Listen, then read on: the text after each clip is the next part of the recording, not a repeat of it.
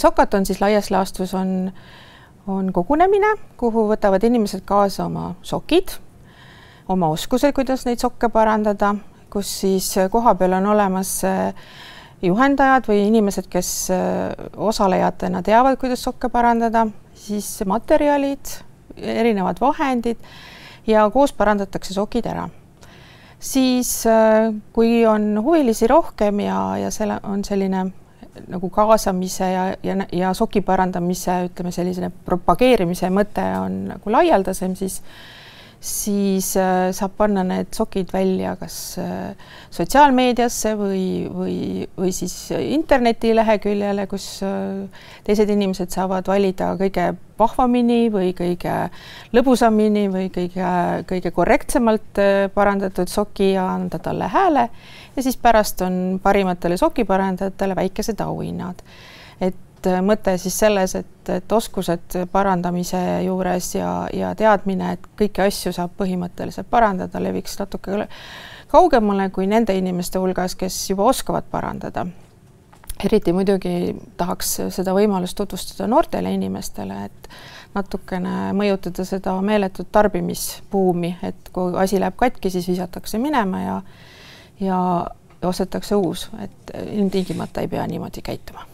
Et parandamisoskused või üldse käsitööoskused ja tehnilised oskused ja võtted on üks osa meie pärandkultuurist, et nõnda nagu meie esivanemad on varasemalt oma eluolu toimetanud, siis on ühe soki parandamine tänapäeval samamoodi oma esivanematega sideme loomine ja üks ellujäämise oskusi, kui arvestada meie tuleviku võimalikke trende.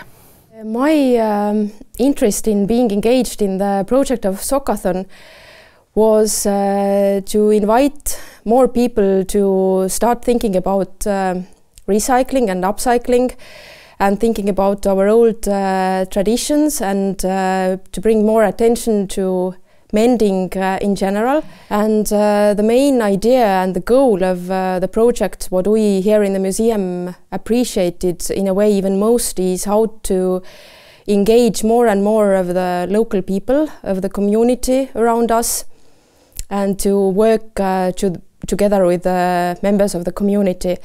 And this project in this sense helped a lot along on this way. And the results were very good, and I think that many people in the future will also use these ideas and thoughts that were brought up by the Sokaton project.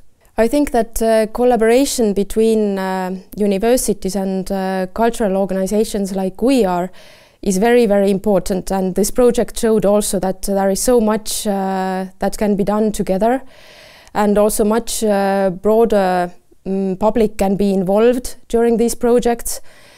Younger people, older people, kids. Sokaton also showed that different generations got involved and interested in the subjects that were brought up. And I really hope that in the future also we can continue with similar projects and with the Tartu University Viljandi Culture Academy. Mina tõlgendasin seda avatud innovatsiooni enda jaoks ikkagi erinevate vormidena, kuidas inimesi kaasata ideede ideede elluviimiseks ja probleemide lahendamise juures ja et see kaasamise võimaluseks võimalikult mitmekülgsed, et kui üks variant ei sobi, siis on veel avatud innovatsioonivorme, kuidas proovida kas tuua esile kultuuripärandit või lahendada kogukonnas esile kerkinud teemasid, et see on üks võimalus süsteemselt asjadele läheneda. Minul on see hea õnn, et Sokaton läks päriselt nagu laiali, et olen seda ideed tutvustanud hästi paljudele inimestele ja tänaseks ma tean, et selle aasta jooksul tahavad veel inimesed 3-4 Eestimaa punktis teha Sokatoni. Et see natuke lihtsam oleks, siis ma olen mõelnud sotsiaalmeediasse ja interneti teha ka leheküljed, kus seda ideed tutvustatakse ja kes iganes kuskil tahab seda teha, ükskõik millises maailma nurgas. Sokaton on avatud ja ootab, et inimesed õpiksid oma kõige armsamaid asju parandama. Ma mõtlen nõndaviisi, et alustame sokkidest ja siis parandame pärast maailma ära